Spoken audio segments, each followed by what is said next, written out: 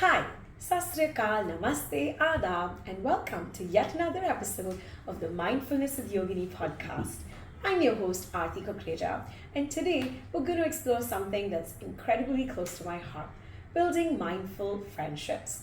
Especially as we navigate the twists and turns of adulthood, I think we all know how challenging it can be to make new friends as we grow older. So, in this episode, I want to deep dive into the reasons behind the challenges that we face today in making new friends and share 10 powerful ways in which we can build new, meaningful, and mindful connections. So, grab your tea or coffee, get comfortable, and let's start the journey into the art of forging friendships that truly resonate with our mindful lives today. As children, remember how easy it seemed to make friends? We were eager, sometimes even willing to befriend our bullies just to fit in. We endured all kinds of situations: humiliation, teasing, bullying, abuse, just to be part of a group. But as adults, the dynamics of friendships have shifted dramatically. We find ourselves struggling to maintain the friendships we've already had for many years. And so the idea of making new friends or fitting in with strangers feels daunting, doesn't it? Why does it seem so challenging to form new and meaningful relationships as we grow older? Now, there's a common misconception that we don't make new friends because we're simply content with the ones that we already have. But the reality is often far from that. Our generation, more than ever, grapples with loneliness, a feeling many of us are reluctant to even acknowledge, let alone address. The very idea of making new friends might seem distant, but it's crucial to step forward and combat this loneliness that creeps into our daily life. In my own journey, I felt the sting of being mistreated by friends, a pain that lingered for several years. But it was pivotal for me and a turning point where I realized that there needs to be change. As I embarked on this new path, even my old friends found it difficult to connect with the new version of who I was becoming. And I understand the struggle. It's something that I've lived through personally. I wasn't always the person I am today. I used to be quite the loud party girl who lived on the edge, constantly seeking entertainment and often pleasing people and bending backwards to do something just to be liked. But then something shifted.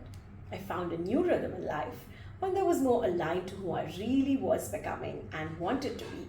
And I started waking up early, dedicating time to spiritual practices, meditations, journaling, affirmations, and spent precious times that was just my own. The change was evident not just in my physical appearance, but in my perspectives, behaviors, and actions too. Some of my old friends were fairly amazed at the transformation that they saw in me, but others, well, they kept their distance, unsure of who I was becoming. And for the first time, instead of feeling rejected or hurt, I was accepting it. I understood their hesitation and I was compassionate about it as well. But then a new challenge arose.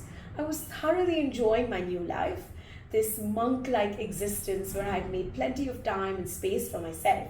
Yet, deep down, I longed for a community of like-minded souls, people who would not just actively listen to my spiritual reckoning, but also educate me on their varied practices and perspectives.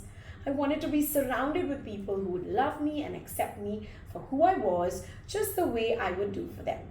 But here I was, a grown adult, nearing 40, wondering if this was a mountain I could climb despite having weathered so many storms in life. Where would I find these people? How would I go about making new friends when all I could imagine is awkward silences, small talk, and triggers that would want to make me bury my head in the playground sand just like when I was a child? After wrestling with these thoughts, one thing became crystal clear. I wanted a place to call home. Not a physical space, but a place where I felt that I belonged, I was accepted, and I could safely be vulnerable. And with this clarity, I still remember facing numerous challenges, trying to cultivate friends both offline and online. So let's look at some of the challenges we all commonly face. The art of the click. Cultivating authentic friendships online and offline. When we pursue a mindful life, it always leads us down a path of self discovery and intentional living. As we start to cultivate a deeper understanding of ourselves and refine our values, we naturally begin to gravitate towards those who similarly share our aspirations. However, this shift can also bring about feelings of isolation. The question arises that can we truly cultivate mindful connections while maintaining healthy boundaries? The answer lies in a cautious and intentional approach to building relationships both online and offline. So let's delve into some of these challenges and benefits of building social and intimate connections in the digital age and explore some practical strategies that can help you navigate through this journey. The tightrope walk. Challenges of building mindful relationships. So, one of the challenges that we all commonly face while making new friendships or cultivating new relationships is dealing with the shifting social landscape around us. Gone are the days when communities were tight knit with gatherings and religious institutions and neighborhood interactions. According to sociologist Eric Klindenberg, in his book Going Solo, there's been a marked decline in these traditional social fabrics, and the result? Many of us feel adrift, yearning for genuine connections, but finding it increasingly difficult to come by naturally to us. This lack of readily available social settings makes it even more challenging for those of us who want to have mindful friendships and want to cultivate a mindful path to discovering people who share our values and aspirations. Then there's the digital maze, the vast and seemingly endless landscape of the internet that offers social connection. But navigating this maze requires a discerning eye. In 2022, a Pew Research Center study revealed a concerning trend. 64% adults in the US believe that online communities can isolate people because of how different and diverse are the viewpoints that they offer.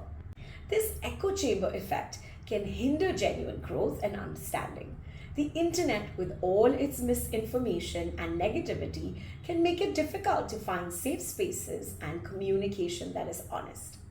Discerning fact from fiction and understanding the complexities of the online social dynamics presents significant challenges for those of us who are seeking mindful connections through an online source. But finding the right tribe can be another daunting task.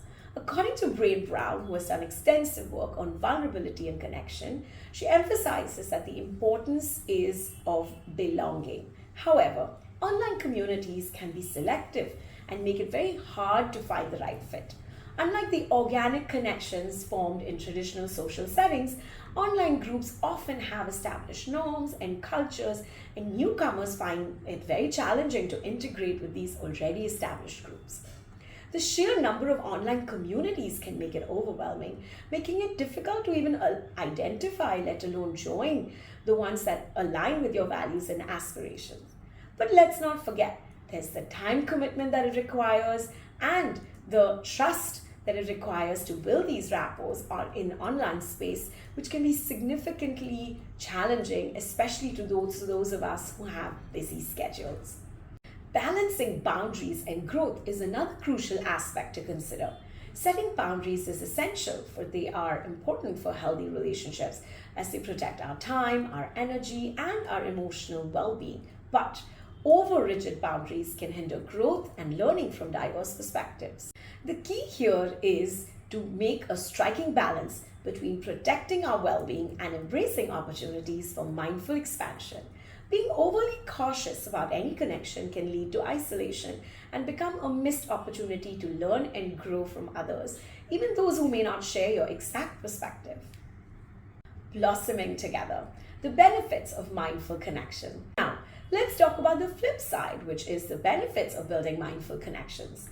Surrounding ourselves with like-minded individuals provides fertile ground for shared growth. Imagine a garden teeming with a diverse yet complementary plants, each thriving not only on each other's merits but also its own, and lives happily through the support and interaction of all its neighbors.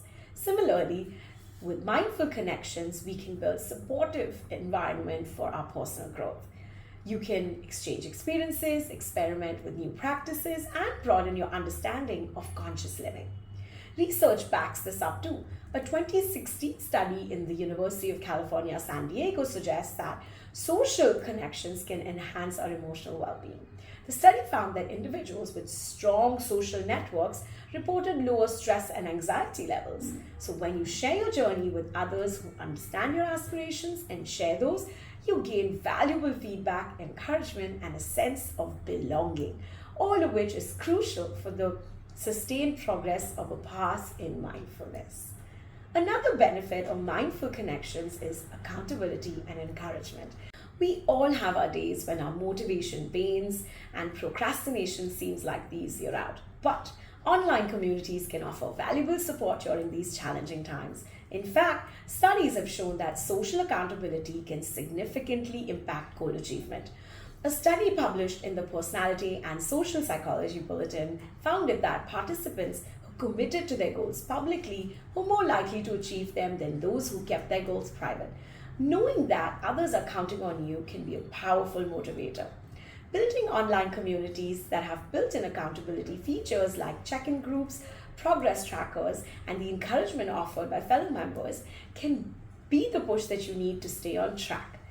The digital world also offers a wealth of knowledge and opportunity.